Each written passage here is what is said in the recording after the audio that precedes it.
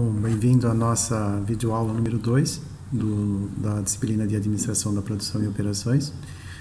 Nós vamos tratar nessa videoaula da unidade 3, que é manutenção de sistemas produtivos, tanto na manufatura e de serviços. O que vamos ver então nessa unidade? Vamos aprender algumas coisas importantes sobre falhas na manufatura ou no serviço. Então, uma questão inicial é o que é uma falha e por que as operações falham. Uma segunda questão tratada nessa unidade é como é que a gente pode medir as falhas. Existem 3 maneiras para fazer isso. Outra questão analisada nessa videoaula será como as falhas podem ser detectadas e analisadas. Para em seguida a gente ver como a gente pode aprimorar a confiabilidade das operações. E finalmente a gente vai tratar um pouco sobre como as operações deveriam recuperar as falhas e quando elas ocorrem, né? Porque elas vão ocorrer de qualquer forma. Então, uma coisa importante a definir inicialmente é que as falhas são eventos que determinam a inadequação de um recurso, ou seja, ele está quebrado, ele não pode ser usado, né? E por que a importância de prevenir e recuperar falhas, né? Então, a primeira regra importante a entender é que nenhuma operação produtiva, seja de manufatura ou serviço, ela é indiferente a falhas. Então, ela vai falhar em algum momento. Só que, em alguns casos, é crucial que os produtos e serviços não falhem. Por exemplo, aviões em voo, fornecimento de energia em hospitais, porque se socorrer, pessoas morrerão. Em outros casos, né, os produtos e serviços devem funcionar quando necessário. Por exemplo, um cinto de segurança num carro, ou serviços de emergência em hospitais ou bombeiros. Então, nessas situações, a confiabilidade, ou seja, a confiança que eu tenho naquele serviço ou naquele produto, não é somente desejável, mas é também essencial. Então, aqui nesses casos, uma falha é fatal. Só que em situações menos críticas, né, a gente ter produtos ou serviços confiáveis, como casos japoneses, pode ser uma fonte de vantagem competitiva. Então, isso também é importante entender. Então, o que a gente tem que entender, né? As falhas vão ocorrer, quer nós queiramos ou não, e elas vão ocorrer mesmo apesar de todas as tentativas de prevenir elas. E o que é importante, então? Que a gente tenha políticas que ajudem a se recuperar das falhas quando elas ocorrem, ou seja, tem que estar preparado para dar uma resposta quando ocorrer a falha. Então, isso significa que aceitar que as falhas ocorrerão é muito diferente de ignorá-las. Então, eu não posso ignorar as falhas. Esse é o maior erro. Então, quando a falha ocorre, então não adianta eu ficar desesperado, né? E por que as coisas falham, né? De modo geral, elas podem ter várias fontes, né? Normalmente fontes internas e externas. As falhas, por exemplo, externas, que seriam falhas de fornecedores. Os fornecedores podem atrasar a entrega, ou produtos que eles mandam podem ter problema de qualidade, quantidade. Eu também posso ter problemas com os clientes, eles usam mal os produtos, né? Normalmente não lê o manual. Eu posso ter falha de pessoal, normalmente é a que mais ocorre, pois 99% das falhas são humanas. Eu posso também ter falha de projeto do produto, do processo ou do serviço. Eu posso ter falha nas instalações, seja de qualquer natureza, falha em equipamento, falhas em sistemas de informação, e também posso ter problemas com desastres naturais. Aqui eu recomendo a leitura desses pequenos artigos que estão na Veja, colocando para nós quais são os 10 maiores riscos para as empresas, como evitar desastre nas empresas. E aqui um exemplo da Samarco, lá em Mariana, aquela mineradora onde rompeu a barragem e inundou aquela cidade com barro, né? E aqui ele mostra uma grande aula do que não fazer nesses casos, né? Então seria recomendável que vocês dessem uma lida nesses artigos. Bom, falando de uma operação produtiva, né, um sistema produtivo, uma empresa específica, existem três principais razões para ocorrerem falhas, né? Elas podem ser agrupadas em três grupos. Primeiro, os bens e serviços que estão sendo fornecidos à operação podem possuir falhas de qualidade, de entrega. Outra coisa importante é alguma coisa dentro da operação, ou seja, uma falha geral dentro do projeto, ou seja, do produto, ou da máquina, ou da fábrica, ou do próprio processo. A quebra de um equipamento, né? E também a falha humana, né? Erro humano. Então, são devido a erros inadvertidos e violações de algumas regras. Então, esses são internos. E externo também tem os consumidores, né? Eles podem causar falhas por meio de manuseio incompetente ou incorreto do produto e serviço. O que a gente tem que entender aqui é que nem todas as falhas são igualmente sérias, ou seja, a gente tem que dar atenção àquelas que possuem o quê? Maior impacto onde? Nas operações, ou seja, podem fazer a operação parar, ou nos consumidores, né? A gente tem que ter uma abordagem aqui do que o que vai acontecer. A gente tem que considerar a falha como uma oportunidade. Mas como é que eu posso medir a falha? Então, de forma geral, existem três formas. A taxa de falhas, que é a frequência com que as falhas podem ocorrer. A gente vai mostrar já como calcula. A confiabilidade de sistemas ou de processos, que é a probabilidade de uma falha ocorrer. Então, aqui uma visão probabilística. E a disponibilidade, que seria o período do tempo útil disponível para a operação, ou seja, quanto tempo ela tem para operar e entregar o produto e serviço que ela produz. Então, a gente tem que entender que geralmente as falhas são determinadas por uma grande quantidade de fatores, como deterioração de mecanismo de uma máquina, por exemplo, falha das partes e componentes, condições ambientais, e que uma combinação desses fatores conduzem a uma falha no recurso, né? Que pode ser um equipamento. Então, nessas condições, a gente pode admitir que as falhas, em termos de probabilidade de sua ocorrência, seguem um modelo qualitativo mostrado aqui na figura, né? A gente chama isso da curva da banheira pela semelhança, né? Com uma banheira, né? Então, ela é composta por três fases. A primeira fase, que é essa aqui, é muito pequena, chamada mortalidade, o estágio da mortalidade infantil, ela é caracterizada por alta taxa de falha, né? Uma alta taxa de falha, que aparece nos primeiros períodos de utilização do equipamento, do recurso, né? E decrescem à medida que eu vou fazendo sucessivas manutenções ou ajustes nesse processo. A segunda é o período da taxa de falhas constante. Então, aqui normalmente o nível de falhas é muito mais baixo, né? Ele é bem baixo, que é resultante inerente do próprio pro recurso da máquina, né? Desde que são respeitadas as condições de uso e manutenção recomendadas. Então, a diminuição das falhas nesse período basicamente exige normalmente um redesenho ou um ajuste nesse recurso. E a terceira etapa, normalmente depois de muitos anos, eu tenho um acréscimo à medida que vai passando o tempo, cada vez fica pior. Então, nesse caso, a gente chama de período de desgaste pelo uso, né? Então, a taxa nesse período vai ser alta, excessivamente alta. Por exemplo, um carro, depois de determinado tempo, ela começa a quebrar bastante. E não adianta fazer manutenção. Então, nesse caso aqui, é consequência do envelhecimento do recurso, ou muito uso.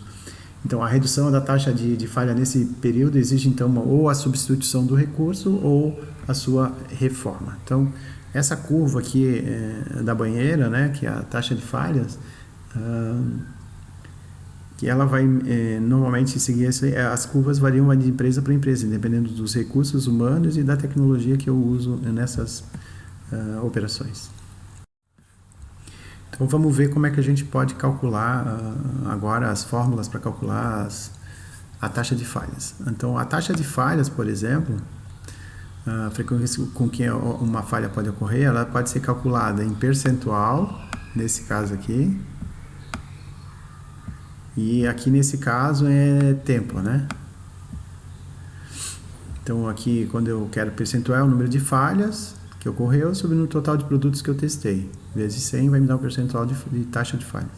E a taxa de falhas aqui é o número total de falhas dividido pelo tempo da operação real, né? Essa é a primeira fórmula. E existe também outra que é o tempo médio entre falhas, que seria horas de operação dividido pelo número de falhas que eu tenho. A gente já vai dar os exemplos para ficar mais claro. A outra forma é a confiabilidade, que é a probabilidade de ocorrer uma falha. Então, ela depende uma razão direta entre os componentes, o sistema, né, o recurso do sistema, que é uma taxa, então é uma multiplicação da probabilidade de cada uma de ocorrência. E a outra é a disponibilidade, que é o período de tempo útil disponível para a operação, ou seja, para mim fabricar ou fazer um serviço. Então, disponibilidade é a taxa média entre falhas dividido pela taxa média entre falhas e o tempo médio de reparo. Então, vamos ver os exemplos agora na sequência. Então, aqui é o primeiro exemplo. Aqui eu quero saber que é a taxa de falha. A gente quer saber determinar qual é a taxa de falha em percentual e em tempo. Tá? Então, eu tenho aqui um lote de 50 componentes eletrônicos, é testado durante 2.000 horas. 4 dos componentes falham durante o teste. Então, aqui a primeira falha ocorreu 1.200 horas após o início. A segunda falha ocorreu 1.450 horas após a primeira falha. A terceira falha ocorreu 1.720 horas após a segunda falha. E a quarta falha ocorreu 1.905 horas após a terceira falha. Então, a taxa de falha com percentuais é o número de falhas dividido pelo número de testados. Então, o número de falhas são 4, dividido por 50 componentes, ou seja, que eu testei, vezes 100, tem uma taxa de falha de 8%. Então, essa aqui é a letra A. A letra B, eu tenho que primeiro calcular o tempo total do teste, né, que seriam 50 componentes vezes 2.000 horas, deu 100.000 horas de componentes, e depois eu tenho que tirar as 2.000 horas, quanto cada uma falhou, né? Então, no primeiro caso deu 800 horas, a diferença aqui deu 550, tá? Ou 280, 95 horas. No total eu tenho 1.720 horas de não operação, ou seja, aquele componente não operou, falhou. Então, o tempo de operação total é 100.000, aqui, menos os 725. Então, eu tenho um tempo total de 98.278 horas de tempo de operação real, que eu descontei o tempo que ficou, o tempo total de não operação. Então, para me calcular a taxa de falha, então, o número de falhas sobre o tempo de operação. Então, é 4, com 4 falhas sobre 98.275 horas de tempo de operação, me deu 0,00041 horas. Então, é essa o nosso primeiro exemplo. O segundo exemplo é um exercício sobre confiabilidade. Então, aqui eu tenho uma máquina automática que produz pizza e ela tem 5 componentes principais, né? O misturador e a confiabilidades individuais, ou seja, a probabilidade de o componente não falhar. 95%, ou seja, falha 5% das vezes, esse segundo 99%, 97%, 90%. O aplicador de queijo é o que dá mais problema, ou seja, 10% tem a falha em 10% do tempo que ele opera. E o forno também é bem alto a probabilidade. Então, parece que o principal é o aplicador de queijo. Qual é a confiabilidade do sistema? Então, se a gente pegar a fórmula, né, a gente está vendo que está em sequência, então aqui existe uma sequência. Então, se uma dessas partes do sistema da máquina, no caso, da máquina de produção, falhar, todo o sistema parará de funcionar. Logo, a confiabilidade é de multiplicação de cada uma das probabilidades de não parar, né? Que seria a confiabilidade. Então, eu tenho normalmente 0,805, ou seja, 80,5% não vai falhar. Vamos falar sobre o exercício aqui, tempo médio, como calculo o tempo médio entre falhas. Então a gente quer saber, assim, com base no exercício 1 lá, são componentes eletrônicos, qual seria o intervalo de tempo em que uma falha poderá ocorrer.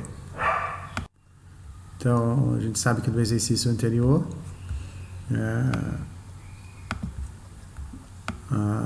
a taxa de falhas é de 0,0041, então eu quero saber uma probabilidade de qual é o intervalo de tempo que uma falha poderá ocorrer, então é 1 sobre 0,41, deu 24.309, ou seja, significa que em média uma falha pode ser esperada a cada 24.390 horas. Então aqui é bem simples também.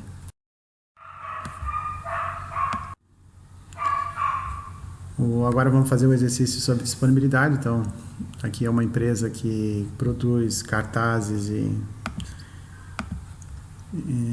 para exposição e eventos de promoção de vendas, compete fortemente com base em rapidez de entrega, então a velocidade. Então por isso que é importante que não tenha falha nos equipamentos, por exemplo. Uma peça específica de impressora está causando alguns problemas.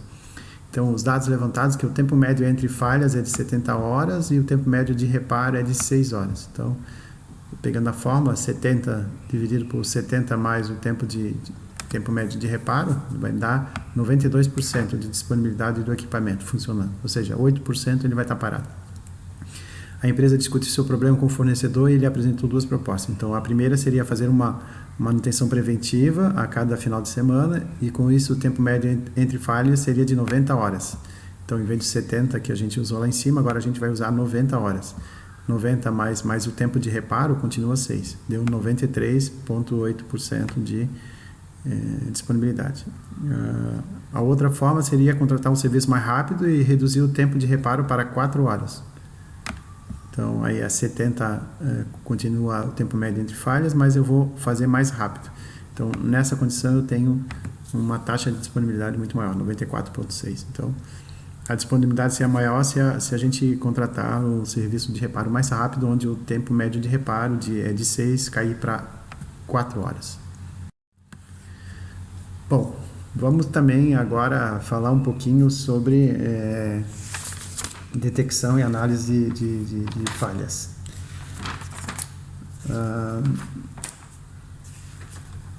Existem algumas formas, né, de a gente fazer essa detecção e análise. Então, assim, dado que as falhas vão ocorrer,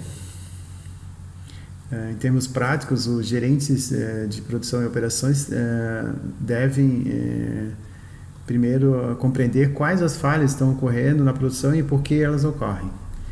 Uma vez que a gente entendeu então a natureza então nesse caso é isso aqui, né?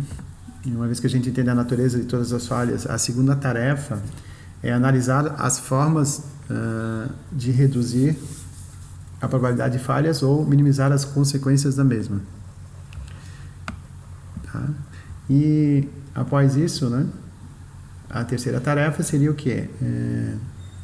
Elaborar políticas e procedimentos então, que ajudem a produção a se recuperar de falhas quando ocorrem. A primeira dessas tarefas é, na realidade, um pré-requisito, né? O restante desse capítulo, então, a gente vai abordar aqui, dessa parte, é como eu vou também me preparar, como lidar com a situação quando ocorrem as falhas. Então, a gente tem que descobrir primeiro, na sequência, fazer as coisas pararem de ir errado para evitar que continue, né, eliminar a situação e no final a gente ter preparado um plano para lidar com situações, com essa situação quando algo der errado. Então, existem alguns mecanismos, né, então, para detecção de falhas, né? A primeira é a verificação de processo. Se os empregados no restaurante, por exemplo, verificam que o serviço é aceitável durante o próximo processo. Por exemplo, quando normalmente o garçom pergunta se está tudo certo com a refeição, alguma coisa assim. Outra forma é diagnóstico de máquinas, que seria uma máquina testada, fazendo com que passe por uma sequência de atividades planejada para revelar qualquer falhas ou potenciais falhas. Procedimentos de assistência técnica de computador, por exemplo, né, fazem muito bem isso. Entrevistas de saída, no final de um serviço ou de um uso de um produto, de forma formal ou informal, a gente verifica se o mesmo está satisfatório e se procura descobrir tanto problemas quanto elogios. Uma outra forma é fazer pesquisas telefônicas, que é solicitar opiniões sobre produtos ou serviços, né? A gente pode, por exemplo, verificar o pessoal de telefone que liga ou algumas agências de televisão, se está tudo certo, alguma coisa assim. Grupos de foco, eu escolho então grupos de clientes, quais a gente pede para, em conjunto, focalizar algum aspecto de um produto ou serviço, né? Então aqui também é uma outra forma. A ficha de reclamações, normalmente são folhas de feedback, também chamadas, que são usadas para organizações para solicitar pontos de vista sobre produtos e serviços, atendimentos, né, nesse caso. Normalmente são tem pouca resposta, né, porque normalmente são mais longas e aí é ruim. Outra forma seriam questionários de eu fazer detecção de falhas. Normalmente pode gerar aqui, nesse caso, questionários geram uma resposta mais alta do que as fichas de reclamações, mas e pode, entretanto, ela gerar informações gerais, pelas quais é difícil identificar. Então, tem os prós e os contras. Outra coisa que a gente pode fazer, então, está relacionado a mecanismo de análise de falhas. Tá? Então, a análise de falhas normalmente se faz em atividades críticas para a organização quando uma falha ocorre e a ideia é primeiro entender por que ela ocorreu, né? Então, aqui é a análise de falha que a gente chama. Há diversas técnicas, a primeira coisa, então, é a análise da falha. Por que ela ocorreu e quando ocorreu, né? Uma outra abordagem, outra técnica é a investigação de acidentes, normalmente comissões, por exemplo, quando cai um voo, tem um acidente muito de poluição, existem então grupos específicos de peritos que fazem essas investigações. A outra é confiabilidade de produto. Normalmente a gente adota a responsabilidade pelo produto, então, por causa de exigências legais, alguma coisa assim. E isso requer que, por exemplo, os produtos possam ser rastreados, desde os componentes, alguma coisa assim. Tipo, a alimentação tem muito disso, né? Outra técnica é a análise de queixas, ou seja, as queixas, assim como erros, sempre existiram, né? Elas vão existir.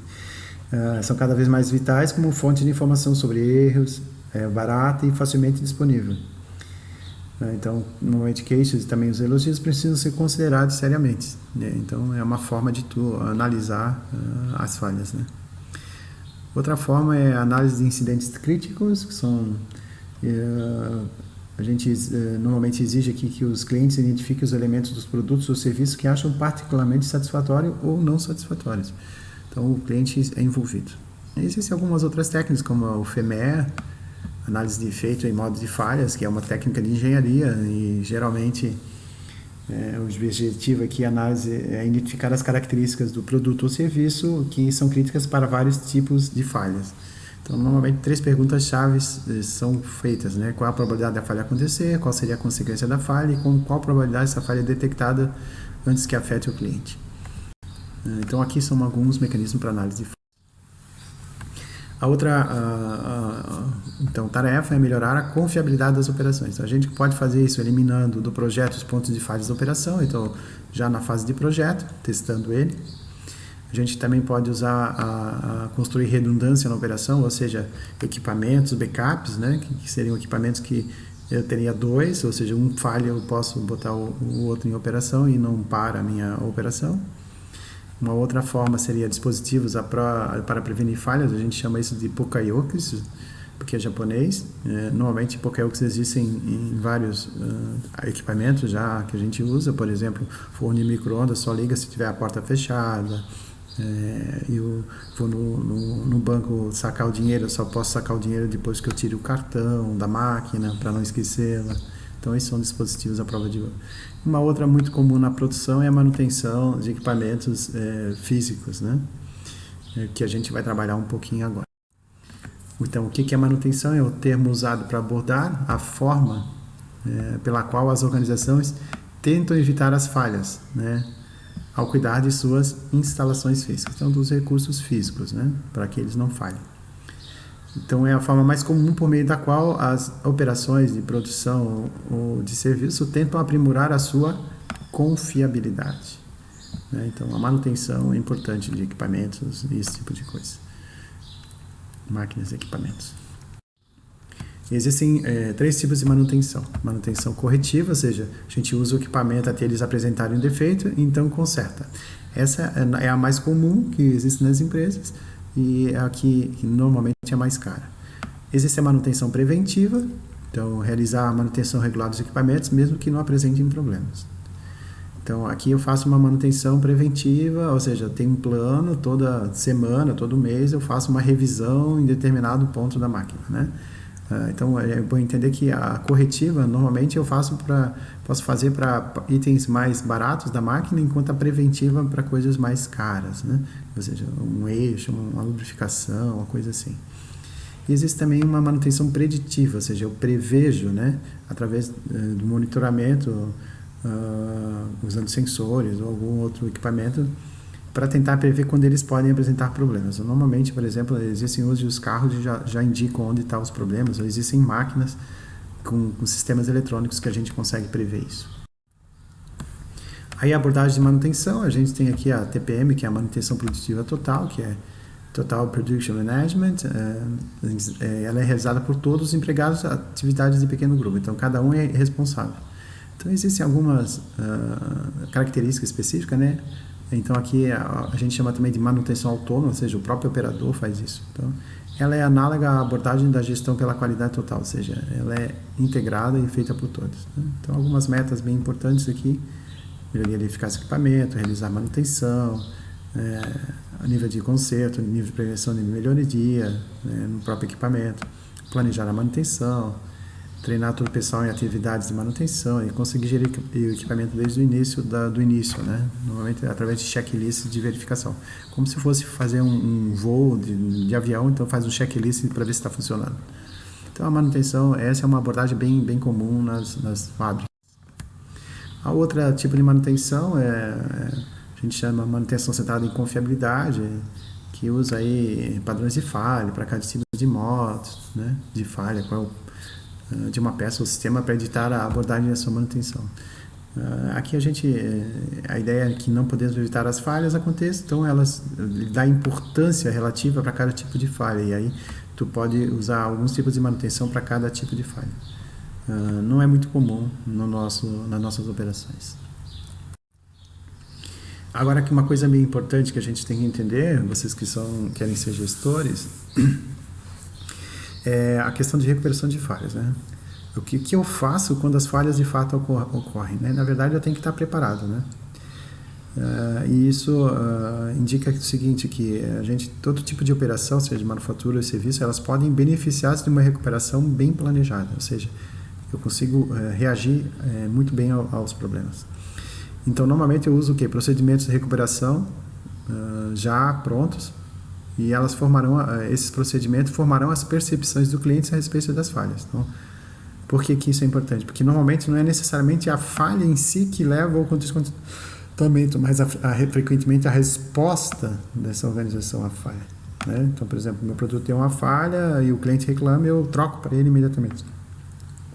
Isso é importante porque ele vai se sentir bem valorizado. Então, o ponto crucial é que, enquanto erros podem ser inevitáveis, clientes descontentes não são. Então, por quê? Porque eles vão falar mal da tua empresa. E a gente tem que ter a ideia que, como uma falha aqui, a gente poderia ser transformado em uma experiência positiva, né?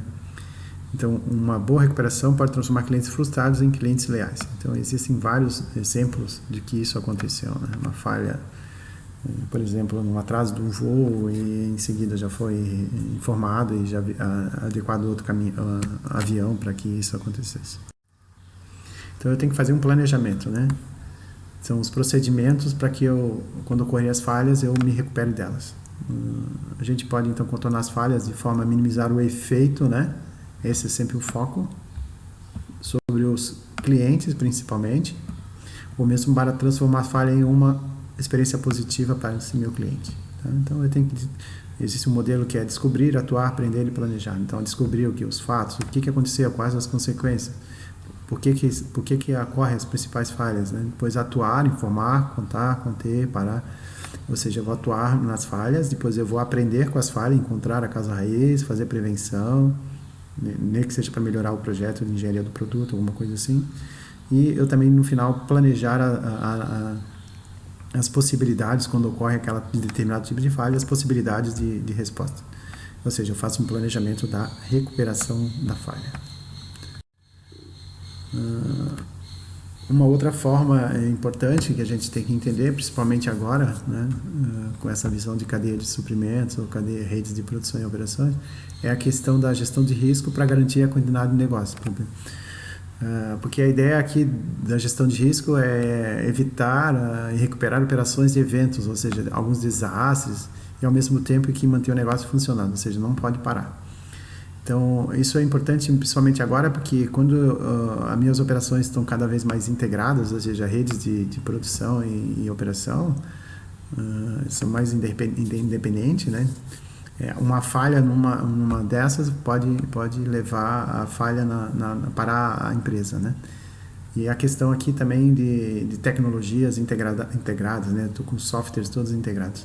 Então, falhas críticas, nesse caso, podem resultar em uma série de eventos que estão relacionados ou não e que combinam-se para até mesmo interromper totalmente o negócio da empresa. E isso é um problema. Então, esses eventos, algumas vezes chamados de riscos, são identificados como maus funcionamentos críticos e possuem potencial de interromper a atividade do negócio normal ou mesmo para interromper a empresa inteira de uma forma, seja partes da empresa ou toda a empresa. Aqui tem alguns eventos, né? Por exemplo, alagamentos, né? Desastres naturais, essas coisas, incêndios, terroristas, falhas de eletricidade, de comunicação, né? A internet, por exemplo, crime corporativo, interno, né? Pessoas, roubo, fraude, sabotagem, saída de funcionário-chave também pode ser outro problema. Contaminação de produtos e processos, tem muitos exemplos disso. Interrupções de comércio com fornecedores devido, por exemplo, estou comprando no exterior e aí tem greve, então isso não tem como fazer, né? Aqui mostra um exemplo de um incêndio na fábrica da Miojo, que ocorreu agora em abril. Então tem um vídeo aqui para vocês dar uma olhada. Esse é um exemplo de um problema que pode ocorrer, né? Incêndio, né? Em qualquer empresa. Bom, vamos então finalizar com as questões chaves, né? Nenhuma operação produtiva é indiferente a falhas, elas vão ocorrer de qualquer forma, então a gente só tem que estar preparado para elas. E outra coisa, a gente ter produtos, serviços e operações produtivas confiáveis, ou seja, que não falham, pode ser uma vantagem competitiva muito forte, tá? A gente tem que, olhando uma operação, uma unidade, né? A gente vai ver que existem 3 razões para a ocorrência de falhas desses sistemas produtivos. Normalmente, bens e serviços que estão sendo fornecidos podem possuir falhas, ou seja, meus fornecedores podem falhar em alguma forma. Dentro da operação, ou seja, quebra a máquina, pessoas faltam, ou greves, sei lá. Os próprios consumidores também podem causar falhas, o mau uso do produto. Então, normalmente o gestor de produção e operações deve dirigir a atenção às falhas que possuem maior impacto, né? Aonde? Nas operações, ou seja, posso parar a produção ou vai afetar meu consumidor. Aí a gente também falou nessa unidade que existem 3 maneiras de medir a falha: a taxa de falhas, a confiabilidade do sistema e a disponibilidade. A gente deu alguns exemplos para fazer isso, como calcular. Aí depois a gente viu também a detecção e análise de falhas, que são as formas que permitem descobrir o que está saindo errado e por quê, né? Então essa é a primeira etapa de quando ocorre a falha. E numa segunda etapa a gente usa a gente melhora a confiabilidade do sistema através de algumas técnicas como manutenção e uso de dispositivos à prova de erro, né? Então a manutenção é a mais comum e existem 3 tipos de manutenção: a corretiva, que só acontece quando quebra o equipamento, por exemplo; a preventiva, que eu faço antes que ocorra a quebra; e a preditiva, eu fico monitorando o equipamento para que prever quando ele vai parar, por exemplo. Uma regra de ouro, então, que vocês têm que levar dessa unidade é que necessariamente a falha em si não leva ao descontentamento do cliente, mas frequentemente a resposta que a organização dá a essa falha, né? Ou seja, a resposta ao cliente é muito mais importante. Então, espero que tenham gostado dessa unidade também. Com questões, comentários e sugestões, a gente usa a discussão na sala de aula no próximo encontro. Valeu, um abraço.